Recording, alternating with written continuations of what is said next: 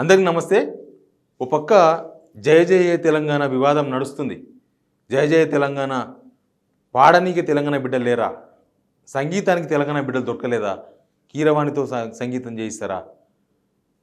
వేరే రాష్ట్రం వాళ్ళతో శంకర్ మహాదేవన్ లాంటి సినిమా వాళ్ళతో ఈ పాట పాడిస్తారా? జయ జయ తెలంగాణ ఇప్పటిదాకా ఉన్నట్టు ఉండదా? ఏమైంది రేవంత్ రెడ్డి గారికి? ఏమైంది అందశ్రీ గారికి? ఇట్లాంటి చర్చలు నడుస్తున్నాయి.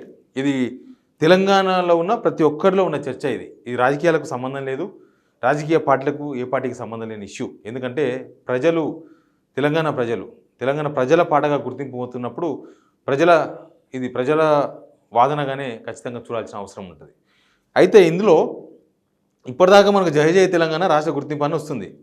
కానీ జయ జయ తెలంగాణకు పోటీగా జూన్ 2, 2024 అంటే సేమ్ జయ జయ తెలంగాణను ప్రభుత్వం ఎప్పుడైతే గుర్తింపు సాంగ్గా ప్రకటించబోతుందో అదే రోజు ప్రజల పాట ఒకటి రాబోతుంది.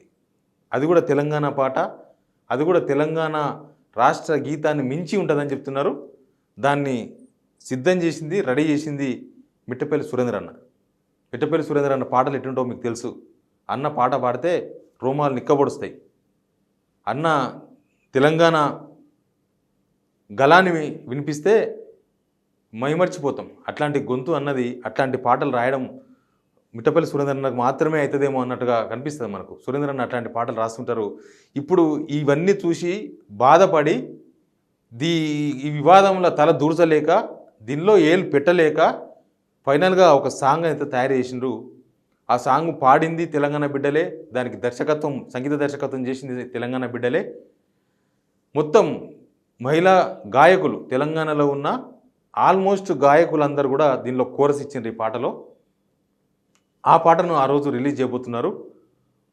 ఆ పాటనే ప్రజల పాట, ఆ పాటనే ప్రజల గొంతుకల్లో వినిపించే పాట అని మనకు అక్కడ రికార్డింగ్ చూసిన వాళ్ళు చెప్తున్నారు. అంతా రికార్డింగ్ పనిలో ఉంది.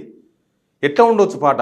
ఇప్పుడు జయ జయ తెలంగాణ అనేది 2003 నుంచి మన తెలంగాణ ప్రజల చెవుల్లో వినబడుతున్న పాట, మారుమవుతున్న పాట ఇది. ఈ పాటను ఇప్పుడు కీరవాణి ఏం చేస్తారో తెలియదు. దానిలో ఏ లైన్లు ఉంచుతారో, ఏమి పీకేస్తారో తెలియదు.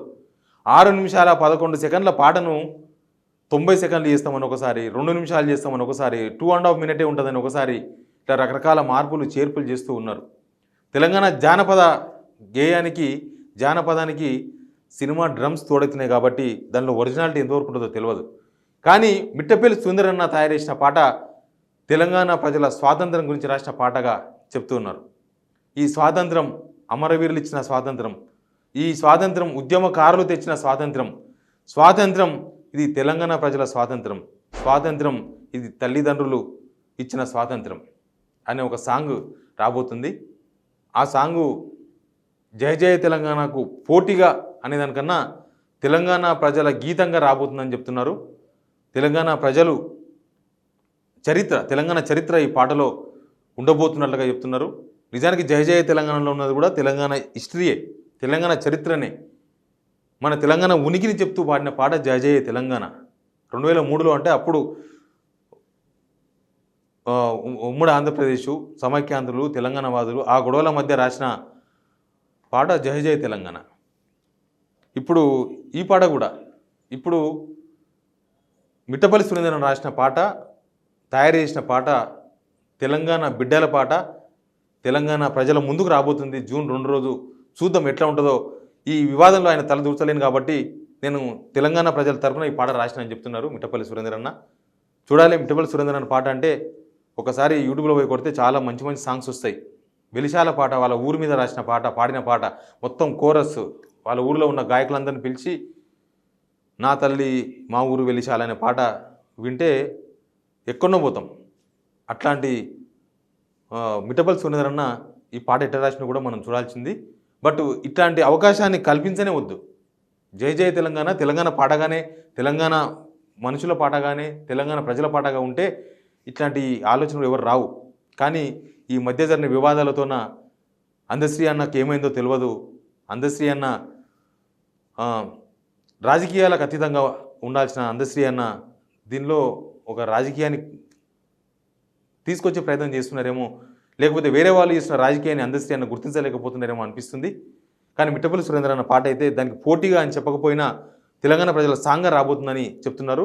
ఈ ఈ వార్త నాకు మిట్టపల్లి సురేంద్రన్న మనుషులు దగ్గరగా ఉన్నవాళ్ళు, ఆ కోరస్లో ఉన్న వాళ్ళు చాలామంది చెప్తున్నారు. చాలా మంచి పాట రాబోతుందని.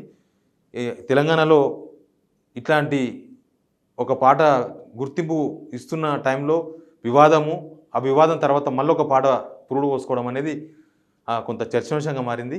చూద్దాం ఎట్లా ఉంటుందో song. Please subscribe signal TV.